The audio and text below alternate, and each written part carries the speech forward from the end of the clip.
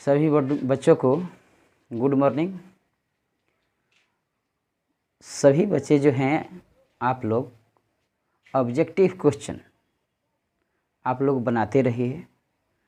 तो जितने भी 11th क्लास के लड़के हैं आज उन लोगों के लिए मैं फ्रिक्शन का क्वेश्चन लेकर के आया हूँ। और फ्रिक्शन आप लोग तुरंत क्लास में पढ़े भी हैं और फ्रिक्शन से संबंधित जो है ऑब्जेक्टिव क्वेश्चन आप लोग बनाने का प्रयास कीजिए और रिवीजन आप लोग नियमित ढंग से करते रहेंगे। देखिए रिवीजन करना ज़रूरी है। यदि आप रिवीजन करने लगेंगे, वीडियो देखने लगेंगे, लाइक सब्सक्राइब भी देते रहिए और क्लास जो है अपना करते रहिए, तो आपका हर एक बात मैं कवर करा दूंगा। आपका कुछ भी बात छूटने वाला चीज़ नहीं है। आप मन लगा करके ध्यानपूर्वक जो है क्वेश्चन को देखिए। तो चलिए आज हम लोग शुरू करेंगे फ्रिक्शन का क्वेश्चन। देखिए फ्रिक्शन के क्वेश्चन में पहला क्वेश्चन जो है आप लोग देखिएगा, लिखे हुए हैं कि दो संपर्कित तलों के बीच घर्षण गुणांक दिया हुआ है 1/√3। घर्षण गुणांक जो है आपका 1/√3 है। तो कहता है कि घर्षण कोण आपका क्या होगा। म्यू दिया हुआ है 1/√3। म्यू का मान आपको 1/√3 दिया हुआ है। और आप घर्षण कोण के बारे में पढ़े होइएगा कि घर्षण कोण जो होता है थीटा बराबर tan इनवर्स म्यू होता है। ये आप लोग अपने थ्योरी में देख लीजिए। घर्षण कोण का सूत्र हम आप लोगों को लिखवाए होंगे। तो आप म्यू का मान जब दिया ही हुआ है तो इसको कहेंगे कि tan इनवर्स 1/√3 हो जाएगा। और tan में 1/√3 जो है वह 30 डिग्री का मान होता है। मतलब आपका घर्षण कोण का मान जो होगा वह 30 डिग्री के बराबर हो जाएगा। ओके, अब आप लोग चॉइस देखिए 60 डिग्री 30 डिग्री। तो यह आपका बी जो है आंसर इसका करेक्ट हो जाएगा। फिर से समझिएगा, दो संपर्कित तल के बीच घर्षण गुणांक म्यू दिया हुआ है और कहता है कि घर्षण कोण का मान निकालिए। तो घर्षण कोण म्यू जो होता है 1/√3 आपको दे दिया है क्वेश्चन में। और घर्षण कोण का जो मान होता है, घर्षण गुणांक क्या दिया हुआ है, घर्षण कोण का मान होता है tan इनवर्स म्यू। म्यू का मान आप रख दीजिए तो 1/√3 tan में कितने डिग्री का 30 डिग्री का वैल्यू होता है। तो ओके, आप लोगों को ये क्लियर हो गया होगा। इसको आप लोग लिख लीजिए। ओके,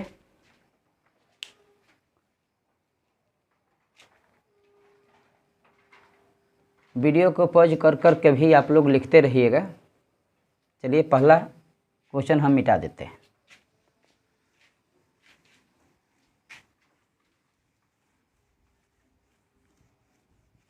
और सुनिएगा दूसरा क्वेश्चन पर आइएगा। यदि घर्षण कोण cos इनवर्स 4/5 हो, घर्षण कोण दिया हुआ है cos इनवर्स 4/5, तो घर्षण गुणांक का मान क्या होगा, ये आपसे क्वेश्चन में पूछा गया है। तो सभी बच्चे जो है वीडियो को थोड़ा सा पॉज करके हम कोशिश करेंगे कि आप लोग जो है इसको जो है अपने कॉपी पर बना करके देखिए कि क्या आता है। बनाइए आप लोग। तो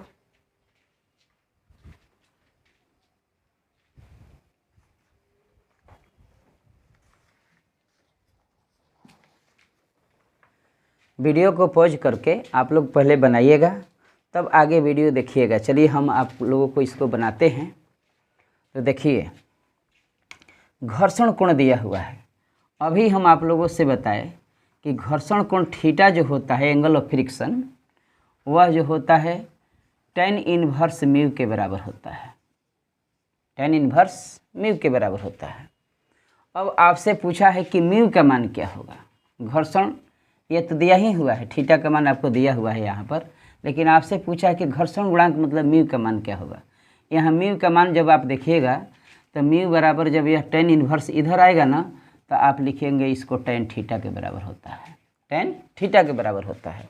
और थीटा आपको दिया हुआ है तो आप कहिएगा कि tan और cos इनवर्स 4/5 होता है। अब आप थोड़ा सा मैथ का एक सूत्र समझिए कि cos इनवर्स x बराबर x होता है, sin इनवर्स x बराबर x होता है, tan इनवर्स x बराबर x होता है, इस सूत्र को आप लोग गौर कर लीजिए, 12 क्लास में आपको पढ़ने के लिए इन्वर्स सर्कुलर फंक्शन में मिलेगा। तो यहाँ है कॉस इन्वर्स, अगर यहाँ भी कॉस हो जाता तो ये आपका देखिए ख़त्म हो जाता, x के बराबर हो जाता। तो क्या करेंगे हम लोग, इस कॉस को tan में बदल देंगे। कैसे बदलेंगे गौर कीजिएगा कि यहाँ पर एक ट्रायंगल बना लीजिएगा और कॉस थीटा बराबर आधार बटा कर्ण होता है, बेस बटा हाइपोटेनस होता है। तो 4 बटा में 5 यहाँ ले लीजिए, इस एंगल से देख रहे हैं आप, तो इसका मान जब निकालिएगा तो आपका 3 हो जाएगा। तो अब इसको आप लिखिए कि tan, और यह कॉस इन्वर्स नहीं, अब tan इन्वर्स लिख देंगे, जो यहाँ रहेगा वही इन्वर्स में लिखेंगे।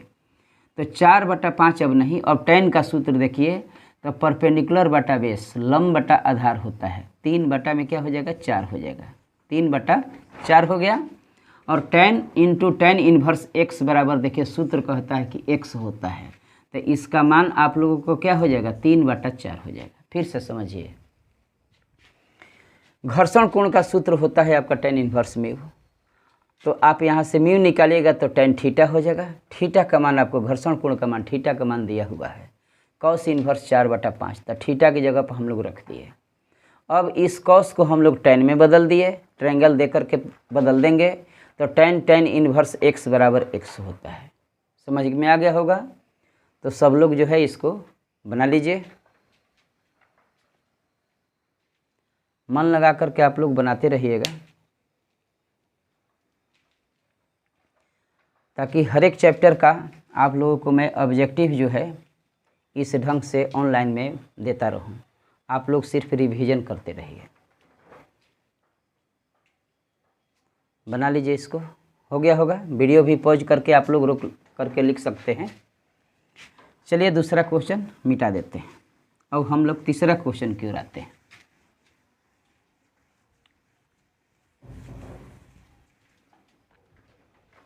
तीसरा क्वेश्चन आपसे कहता है, देखिएगा कि संपर्क में रखे दो तल के बीच महत्तम स्थैतिक घर्षण है। स्टैटिक फ्रिक्शन जो है दो तल के बीच मैक्सिमम है, तो वे तल कौन कौन हैं? अब इसके लिए 4 चॉइस दिया हुआ है कि लकड़ी के ऊपर एक लकड़ी रखा गया है, वुड के ऊपर एक वुड रखा गया है, स्टील के ऊपर एक स्टील रखा गया है, सूखा हुआ कंक्रीट के ऊपर एक रबड़ रखा गया है, कि भींगी हुई कंक्रीट के ऊपर एक रबर रखा गया है। सवाल यह है कि घर्षण बल का मान जो होता है दो प्लेन के नेचर पर निर्भर करता है। जो संपर्क में जो तल है ना उसके नेचर पर डिपेंड करता है। यदि वह चिकना होगा तो आपका घर्षण बल कम होगा, यदि रुखड़ा होगा तो उसमें घर्षण बल ज़्यादा होगा। तो अब आप इसमें देखिएगा तो लकड़ी के ऊपर लकड़ी, लेकिन उसके अपेक्षा सूखी कंक्रीट के ऊपर रबड़ यदि देखिएगा ना तो इसमें ज़्यादा घर्षण बल होगा। तो आपका स्थैतिक घर्षण कहा है क्वेश्चन में क्या चीज़ की महत्तम है, तो अब इसके लिए आप टिक क्या लगाइएगा कि सूखी कंक्रीट पर जो है रबड़ होता है। भींगी कंक्रीट में क्या होगा ना कि घर्षण बल थोड़ा कम हो जाएगा। स्टील के ऊपर स्टील तो ये सबसे कम हो गया, लकड़ी के ऊपर लकड़ी इसके अपेक्षा ज़्यादा हो गया, लेकिन यह सूखी कंक्रीट के ऊपर जो रबड़ जो रखा जाएगा उसमें महत्तम घर्षण बल लगेगा। इन चारों में अगर हम लोग देखेंगे तो ओके। तो चलिए आप लोग तीसरा का आंसर भी आप लोग नोट कर लीजिए। सारे क्वेश्चन को आप लोग जो है अपने कॉपी पर लिख करके रिवीजन भी करते रहेंगे। सभी क्वेश्चन का रिवीजन आपको करना ज़रूरी है। मिटा दें, ओके। चलिए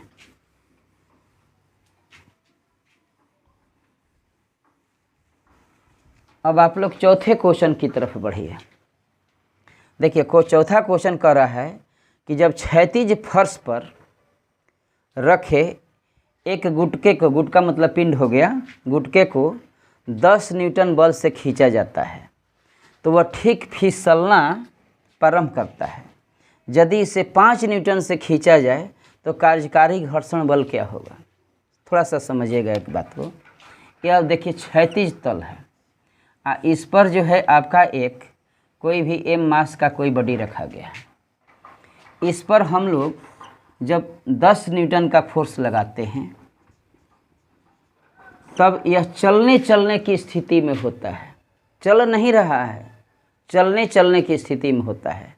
हम कहे होंगे कभी कि जब चलने चलने की स्थिति में कोई पिंड जब होता है किसी सरफेस पर से, तो उस टाइम में दोनों सरफेस के बीच में रिलेटिव मोशन के अपोजिट डायरेक्शन में जो फोर्स लगता है उसको स्थैतिक घर्षण कहते हैं। लेकिन चलने चलने की स्थिति में आपको लिमिटिंग फ्रिक्शन कहते हैं। और लिमिटिंग फ्रिक्शन जो होता है वह स्टैटिक फ्रिक्शन का महत्तम मान होता है। यह मैक्सिमम वैल्यू होता है, महत्तम मान होता है किसका? स्टैटिक फ्रिक्शन का। स्टैटिक फ्रिक्शन का, स्टैटिक फ्रिक्शन का कोई सूत्र होता नहीं है। यह जीरो से जो है यह म्यू तक आपका वैरी करता रहता है, जीरो से म्यू तक।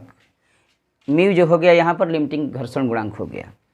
तो अब आप लोग देखिए इसमें क्या क्वेश्चन कहता है कि 10 न्यूटन जब लगाते हैं बल तो यह चलने चलने की स्थिति में हुआ, क्योंकि यह मान जो है आपका स्टैटिक फ्रिक्शन का मैक्सिमम वैल्यू दे दिया है। वहाँ से चलने चलने पर न हुआ, लेकिन चल तो नहीं रहा है। अब कहता है कि इस 10 के जगह पर यदि 5 न्यूटन का बल लगा दें तो 5 न्यूटन में तो खिसकेगा ही नहीं। तो हम क्या कहे होंगे कि स्टैटिक फ्रिक्शन जो होता है एक एडजस्टेबल बल होता है, अपने आप को एडजस्ट कर लेता है जीरो से लेकर के मैक्सिमम वैल्यू के बीच में। तो जितना यहाँ पर फोर्स लगाएंगे वही स्टैटिक फ्रिक्शन का मान हो जाएगा। स्टैटिक फ्रिक्शन बराबर यहाँ क्या हो जाएगा? 5 न्यूटन के इक्वल हो जाएगा। अगर यहाँ 6 न्यूटन देता तो यहाँ भर पे 6 न्यूटन हो जाता है। यहाँ 9 न्यूटन देता तो वो 9 न्यूटन हो जाता है। इसका मैक्सिमम वैल्यू कहाँ तक हम लोग कहे हैं? 10 न्यूटन तक जाएगा। मिनिमम कहाँ तक जाएगा? 0 न्यूटन तक जाएगा। अब यह फोर्स ही लगाया है 5 न्यूटन का, तो स्टैटिक फ्रिक्शन भी होगा 5 न्यूटन, क्योंकि मोशन हो नहीं रहा है। फिर से बात समझिए, यहाँ 5 न्यूटन का बल लगाया है और आपको जो है मोशन हो नहीं रहा है। इसका मतलब कि अपोजिट डायरेक्शन में भी आपका 5 न्यूटन का फोर्स लग रहा है। तो इस स्टैटिक फ्रिक्शन का जो मान हुआ वह कितना हो गया? 5 न्यूटन के इक्वल हो गया। ओके, तो इसका आंसर देखिए 5 न्यूटन का बल से खींचा जाता है तो कार्यकारी घर्षण बल होगा, क्या होगा? 0 न्यूटन, 5 न्यूटन, 6 न्यूटन, 10 न्यूटन। इसका आंसर आपका बी हो जाएगा 5 न्यूटन। ओके, अब आप लोग इसको भी नोट कर लीजिए।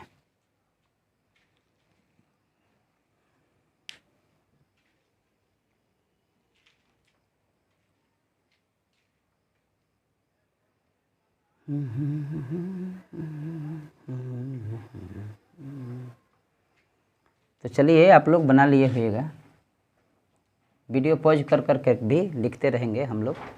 एकदम आराम से इत्मीनान से आप लोग बनाते रहिएगा। घर पर रिवीजन करते रहना है। रिवीजन करने वाले बच्चों के लिए कुछ मुश्किल नहीं है, नहीं करने वालों के लिए बहुत कुछ है।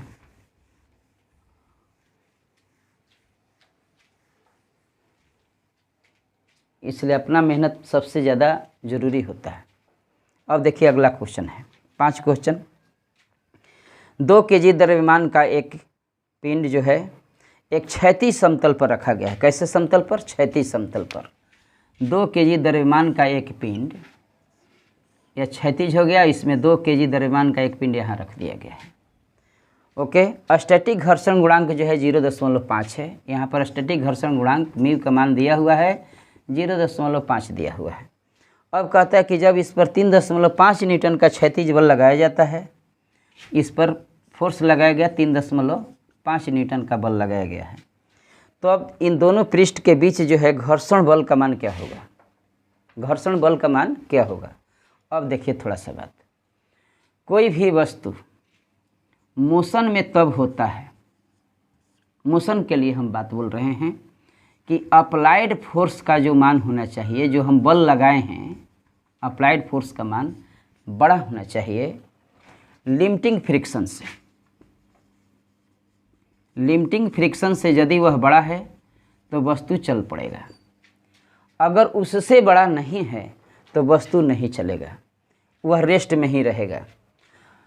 देखिए इससे अप्लाइड फोर्स जो है, अप्लाइड फोर्स लगाया गया बल, अगर यह छोटा है किससे?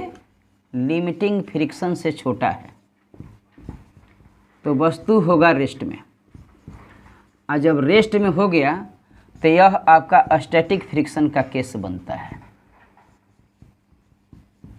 लेकिन यदि यहाँ अप्लाइड फोर्स बड़ा हो गया अगर लिमिटिंग फ्रिक्शन से, तो वस्तु हो गया आपका मोशन में, और जब मोशन में हो गया तो यह काइनेटिक फ्रिक्शन का केस हो जाएगा, काइनेटिक फ्रिक्शन का केस हो जाएगा। इस क्वेश्चन को अच्छे ढंग से समझिएगा, हम क्या कर रहे हैं, फिर से समझिए। मोशन में होने के लिए किसी भी ऑब्जेक्ट को उस पर जो है अप्लाइड फोर्स, मतलब उस पर लगाया गया बल जो है लिमिटिंग फ्रिक्शन से बड़ा होना चाहिए, क्योंकि लिमिटिंग फ्रिक्शन तक वस्तु चलने की स्थिति में होता है।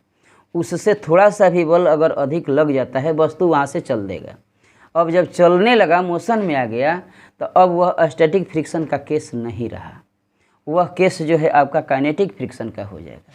लेकिन यदि अप्लाइड फोर्स लिमिटिंग फ्रिक्शन से आपका छोटा हो जाता है, तो इसका मतलब कि वह ऑब्जेक्ट जो है रेस्ट में है, और जब रेस्ट में है तो स्टैटिक फ्रिक्शन का केस हो जाएगा। और हम कहें कि काइनेटिक फ्रिक्शन का सूत्र होता है म्यू एन, म्यू के इंटू आप एन कह सकते हैं, और स्टैटिक फ्रिक्शन का कोई फार्मूला नहीं होता है। यह जीरो से लिमिटिंग फ्रिक्शन के मतलब कि म्यू एल इंटू एन तक लाई करता है। यह मैक्सिमम वैल्यू हो गया स्टैटिक फ्रिक्शन का, यहाँ से यहाँ तक लाई करता है, और इसका तो फार्मूला होता है। तो पहले हम लोग देखेंगे क्या, भाई इस पर देखिए थोड़ा सा बात, कि इसके ऊपर एक बल कार्य कर रहा है नॉर्मल, नीचे आप देखिए 2g हो गया इसका, तो n जो है आपका 2g के बराबर है, n 2g के बराबर है। g का मान यदि आप 10 लेते हैं तो 2 × 10 = 20 न्यूटन हो गया आपका नॉर्मल फोर्स का मान। और गति में होने के लिए आपका घर्षण बल का मान पहले चेक कीजिए कि म्यू के इंटू एन के, चाहे म्यू एल इंटू एन के बराबर है कि नहीं। तो म्यू इंटू एन लेते हैं, म्यू का मान आपको दिया हुआ है कितना, 0.5, और नॉर्मल फोर्स आपका दिया हुआ है 20, यह हो गया आपका 10 न्यूटन के बराबर। मतलब कि यहाँ 10 न्यूटन का यदि हम लोग फोर्स लगाते हैं तब यह ऑब्जेक्ट जो है चलने के कंडीशन में आएगा। यहाँ तक चल नहीं रहा है, 11 न्यूटन अगर लगा दिए रहते तो वस्तु चल पड़ता, अब वहाँ स्टैटिक फ्रिक्शन का मान दूसरा हो जाता। तो यह नहीं कह देंगे कि यहाँ पर घर्षण बल पूछा है कि 3.5 न्यूटन का जब बल लगाया जाता है तो पिंड तथा पृष्ठ के बीच घर्षण बल क्या होगा। तो यह नहीं कि यहाँ F बराबर म्यू एन निकाल करके 10 न्यूटन पर टिक लगा देंगे, नहीं। यह 10 न्यूटन जो है यह आपका लिमिटिंग फ्रिक्शन का वैल्यू हो गया, और लिमिटिंग फ्रिक्शन से हमारा अप्लाइड फोर्स 3.5 न्यूटन है, वह छोटा है। देखिए लिमिटिंग फ्रिक्शन आपका निकल गया है 10 न्यूटन, और अप्लाइड फोर्स आपका 3.5 ही न्यूटन क्वेश्चन में दिया हुआ है। एक मतलब कि ऑब्जेक्ट कहाँ है, रेस्ट में है। और जब रेस्ट में है तब तो वह स्टैटिक फ्रिक्शन का केस हो गया, और स्टैटिक फ्रिक्शन का कोई सूत्र होता नहीं है। हम आपसे कहे हैं कि यह एक एडजस्टेबल बल हो गया, मतलब कि जितना अप्लाइड फोर्स है उसी के बराबर स्टैटिक फ्रिक्शन हो जाएगा आपका। तो आपसे पूछा है क्वेश्चन क्या चीज़ कि तो पिंड तथा बीच घर्षण बल कितना है, तो वह आपका क्या हो जाएगा, 3.5 न्यूटन के बराबर हो जाएगा। तो स्टैटिक फ्रिक्शन जो होगा आपका वह अप्लाइड फोर्स के लगाए गए बल के बराबर होगा, और लगाया गया बल जो है आपका वह 3.5 न्यूटन है, इसलिए इसका आंसर क्या हो जाएगा, 3.5 न्यूटन ही हो जाएगा। अब आप चॉइस देखिए, 3.5 न्यूटन आपका ए में दिया हुआ है। इस बात को सभी व्यक्ति नोट कर लेंगे अच्छे से, और इसका रिवीजन भी आप लोग कर लेंगे। ओके, पहले देख लीजिए आप लोग, तब हम नेक्स्ट क्वेश्चन की ओर बढ़ेंगे। हो गया होगा, वीडियो को पॉज करके भी लिखिएगा, और रिवीजन इसका सबका करते रहेंगे।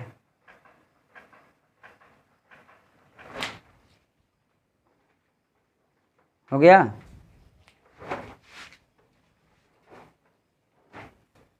अब देखिए आप लोग 5 क्वेश्चन तक देख लिए, छठे क्वेश्चन के हम लोग बढ़ेंगे।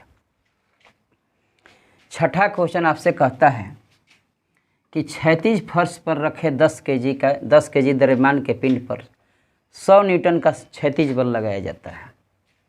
यदि घर्षण गुणांक 0.5 है तो त्वरण का मान क्या होगा। फिर बात समझिए, क्षैतिज तल है, या क्षैतिज तल हो गया। इस पर कितने द्रव्यमान का, तो 10 केजी द्रव्यमान का एक पिंड रखा गया है, 10 केजी, 10 केजी। और इस पर जो है 100 न्यूटन का क्षैतिज बल लगाया जाता है। ऐसे फिगर आपको दे देना होगा। घर्षण गुणांक आपको यहाँ पर दिया हुआ है कि 0.5 दिया हुआ है। तो आपसे ए पूछता है त्वरण का मान क्या होगा। हम मतलब कि त्वरण इधर आगे की ओर जब जाएगा, वस्तु जब आगे जाएगा तो उसका त्वरण निकलना है। तो यह तो काइनेटिक फ्रिक्शन का केस हो गया। तो इस पर एक नॉर्मल फोर्स, नीचे आप 10 जी लगाइए, mg हो गया, और इधर आपका जो है फ्रिक्शनल फोर्स हो गया, काइनेटिक फ्रिक्शन हो गया।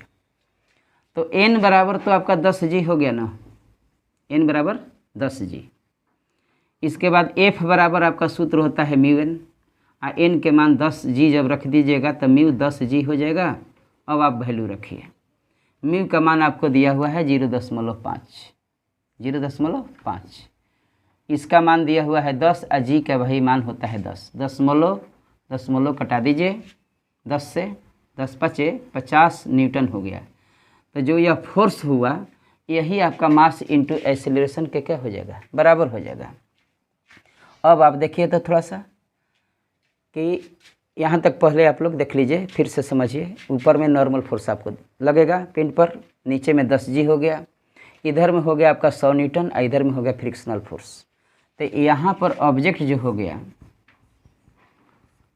10 केजी का, इधर फोर्स लगा था आपका 100 न्यूटन का, इधर घर्षण बल हो रहा था, घर्षण बल का मान हम लोग निकाल दिए हैं कितना, 50 न्यूटन हो गया।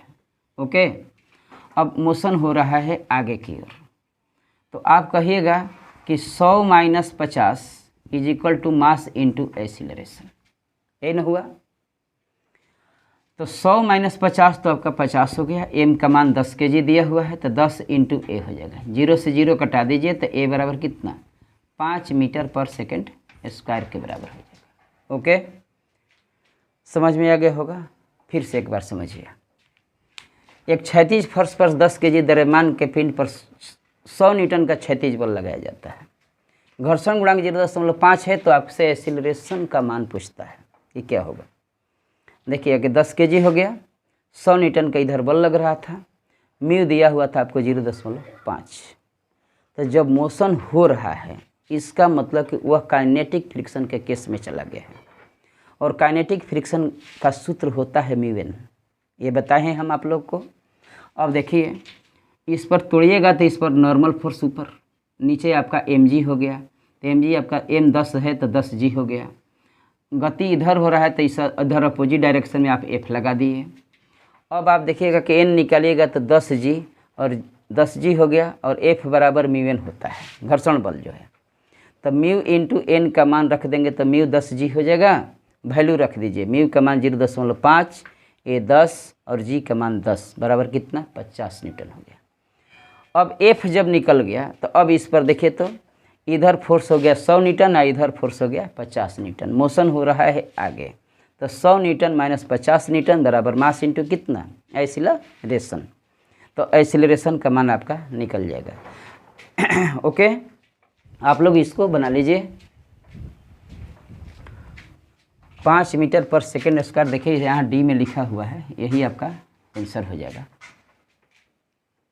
बना लीजिए आप लोग। ओके, और एक बात समझिए, मिटा देते हैं इसको।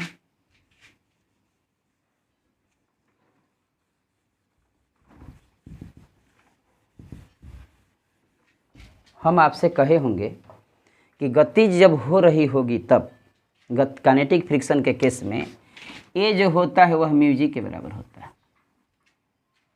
सीधा समतल की बात हो रही होगी तब। अब म्यू का मान आपको दिया हुआ है क्वेश्चन में, देखिए 0.5 दिया हुआ है, और जी का मान 10 होता है। मल्टीप्लाई कीजिए, 5 मीटर पर सेकेंड स्क्वायर हो जाए। ओके, इसे भी आप बना सकते थे इसको, लेकिन तोड़ करके बनाइएगा तो आपके और भी कंसेप्ट क्लियर होते जाएंगे, वैसे आपको गलती होने की संभावनाएं कम होंगी। यह होगा क्या चीज़, 5 मीटर पर सेकेंड स्क्वायर। बना लीजिए, रिवीजन आप लोग करते रहेंगे ताकि आपके क्वेश्चन जो है बनते रहें। रिवीजन करना जरूरी है। ओके, चलिए छठा क्वेश्चन मिटा देते हैं।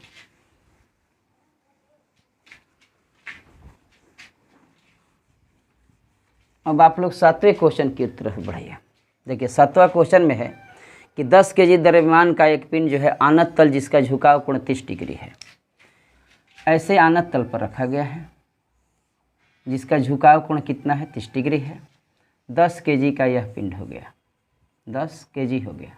ओके, फिसलता है, उसका घर्षण गुणांक दिया हुआ है 0.5, इसका घर्षण गुणांक 0.5 दिया हुआ है। आपसे पूछता है कि एक्सीलरेशन क्या होगा जब यह फिसलेगा नीचे की ओर। तो डाउन द प्लेन आपको हम एक्सीलरेशन का सूत्र बताए होंगे, नहीं तो आप लोग याद भी कर लीजिए कि कितना होता है। आप लोग सब कुछ सोचिए मन में थोड़ा सा क्या होना चाहिए, आप तोड़ करके भी इसको निकाल सकते हैं। सब कोई लिख लिया होगा, सोच लिया होगा। देखिए यहाँ पर जैसे नॉर्मल फोर्स आप लगाएंगे तो यहाँ होगा आपका mg, अगर मास m है तो mg को 2 भाग में तोड़िए, mg cos थीटा, इधर हो जाता है आपका mg sin थीटा हो जाता है। और n बराबर आप लिखते इक्विलिब्रियम के कंडीशन में तो n बराबर आपका mg cos थीटा हो जाता है, mg cos थीटा हो जाता है। अब मोशन के डायरेक्शन में केवल एक ही फोर्स लग रहा है, यह एक ऊपर लगेगा, इसी के समानांतर फ्रिक्शनल फोर्स लगेगा। तो यह तो बड़ा न हो गया क्योंकि नीचे गिर रहा है, तो हम लोग कहेंगे कि mg sin theta minus frictional force बराबर मास इंटू एक्सीलरेशन। और फ्रिक्शनल फोर्स चूँकि नीचे की ओर गिर रहा है, मोशन में है, तो इसको म्यू सूत्र लिख देंगे बराबर मास इंटू कितना हो गया एक्सीलरेशन हो गया।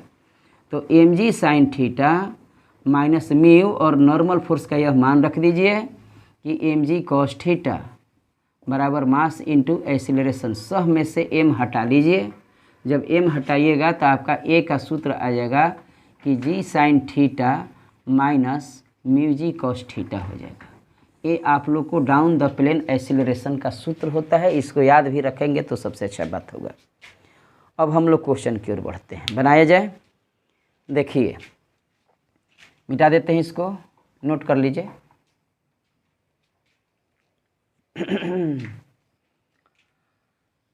ओके, देखिए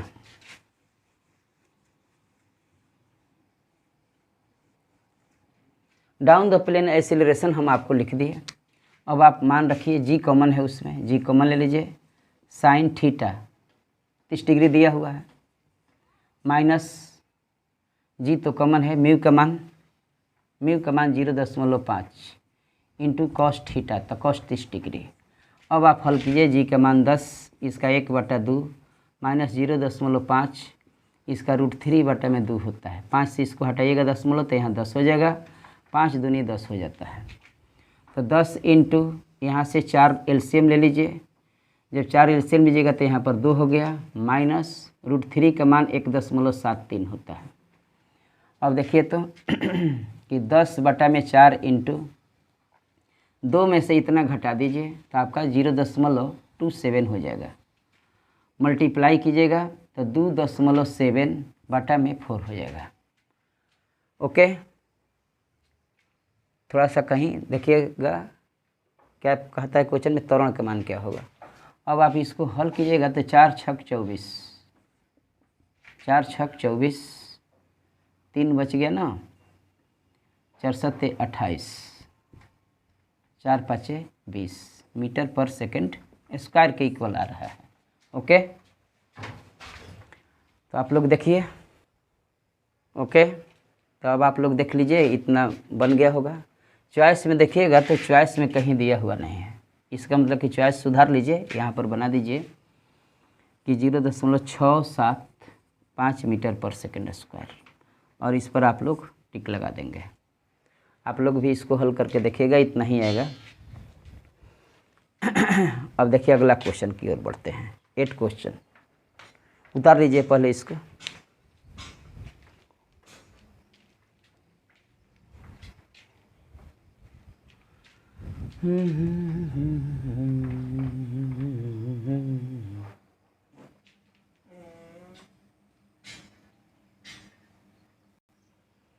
तो चलिए इसको मिटा देते हैं। ओके,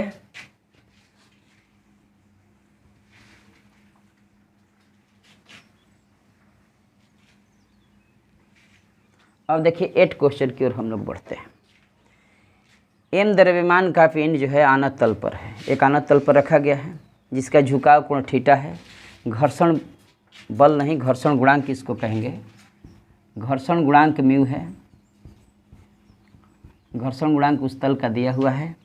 तो पिंड को ऊपर की ओर चलाने के लिए, सिर्फ ऊपर की ओर चलाने के लिए कितने बल की आवश्यकता होगी। अप द प्लेन एक्सीलरेशन बताए होंगे। अप द प्लेन आप लोग सोच के रखिए मन में। ओके, सोच लिए।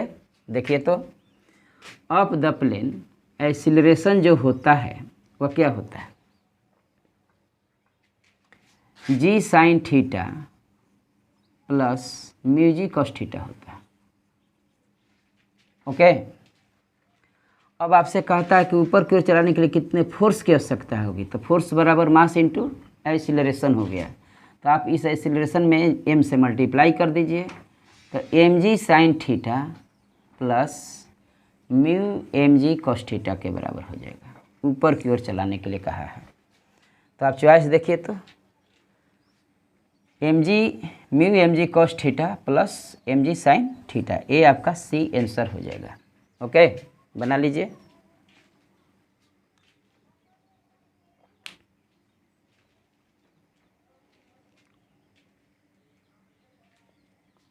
मिटा दें, ठीक। वीडियो को पॉज करते हुए भी आप लोग लिखते रहिएगा, मन लगाते रहिएगा। अगर आप लोग रेगुलर अध्ययन करना शुरू कर देंगे, बनाना शुरू कर देंगे, तो मैं आपके लिए रेगुलर जो है वीडियो बनाना शुरू कर दूंगा। चलिए आगे देखा जाए। यदि घर्षण गुणांक म्यू है और घर्षण कोण लेम्डा है, तो इन दोनों के बीच संबंध आपको बताना है कि इनमें से क्या होगा। ये आपका सिंपल सा क्वेश्चन है। सूत्र आपको बताए होंगे कि म्यू बराबर tan लेम्डा के बराबर होता है। म्यू बराबर tan लेम्डा के इक्वल होता है। देखिए, यह आपका कोई बॉडी हो गया m मास का। अगर यह जो है लिमिटिंग इक्विलिब्रियम के कंडीशन में हो तो घर्षण बल आपका आगे की ओर बढ़ने की स्थिति में हो, रिलेटिव मोशन होने वाला हो, तो उस टाइम में घर्षण बल आपका पीछे लगेगा, नॉर्मल फोर्स ऊपर लगेगा। और इन दोनों का यह रिजल्टेंट हो गया आपका r। यह दोनों का रिजल्ट n और r का रिजल्टेंट जो है नॉर्मल फोर्स से जो एंगल बनाता है उसको हम लोग एंगल ऑफ फ्रिक्शन कहते हैं। फिर से समझिए, नॉर्मल फोर्स और फ्रिक्शनल फोर्स का रिजल्टेंट r जो है नॉर्मल फोर्स के साथ जो एंगल बनाता है उस एंगल को हम लोग घर्षण कोण कहते हैं, एंगल ऑफ फ्रिक्शन कहते हैं। और इसका मान जो होता है वह tan लेम्डा के क्या होता है, बराबर होता है। याद रखेंगे, म्यू बराबर क्या होता है, tan लेम्डा होता है। जहाँ से कि लेम्डा बराबर आप कह सकते हैं कि tan इन्वर्स म्यू के भी बराबर होता है। ओके, नोट कर लीजिए आप लोग। सिंपल सा एक क्वेश्चन था, आप लोग को मालूम होगा। चलिए मिटा दें। देखिए क्वेश्चन नंबर 10। एक वस्तु समतल पर ठीक संतुलन में है। यदि घर्षण गुणांक म्यू है तो समतल कोण का झुकाव कोण क्या होगा। झुकाव कोण का बात पूछा है आपसे कि यह झुकाव कोण आपका क्या होगा।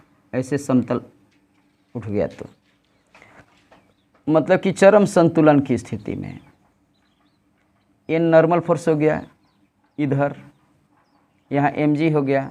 एम जी के दो हिस्सा में तोड़ दीजिए, m g cos theta, m g sine theta,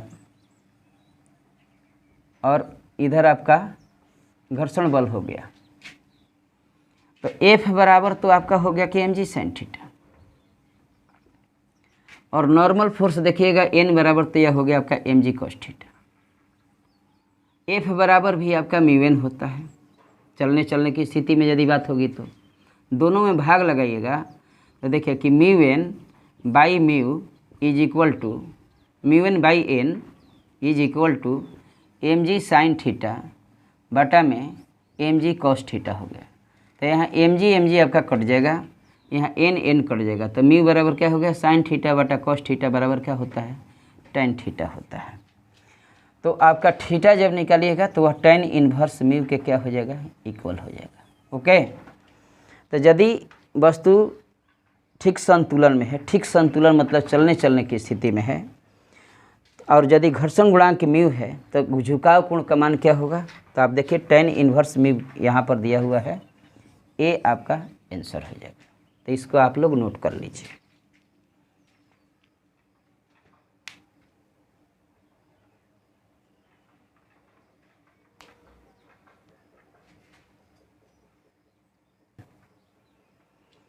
okay, तो आप लोग लिख लिए होइएगा। देखिए इस ढंग से जो है हम लोग हर एक चैप्टर का ऑब्जेक्टिव क्वेश्चन बनाते रहेंगे। आप लोग जो है अभ्यास करते रहिए, और यहाँ भी प्रैक्टिस करेंगे, क्लास में तो हम लोग प्रैक्टिस करते ही हैं। तब जा कर के हम लोग जो है एक सही संतुलन में पहुँचेंगे, एक अच्छे तैयारी की तरफ बढ़ेंगे। ओके, तो सभी बच्चे मन लगा करके पढ़ते रहेंगे, वीडियो को लाइक सब्सक्राइब करना नहीं भूलेंगे। तो चलिए आज के लिए इतना ही। थैंक यू सभी बच्चों को। ओके।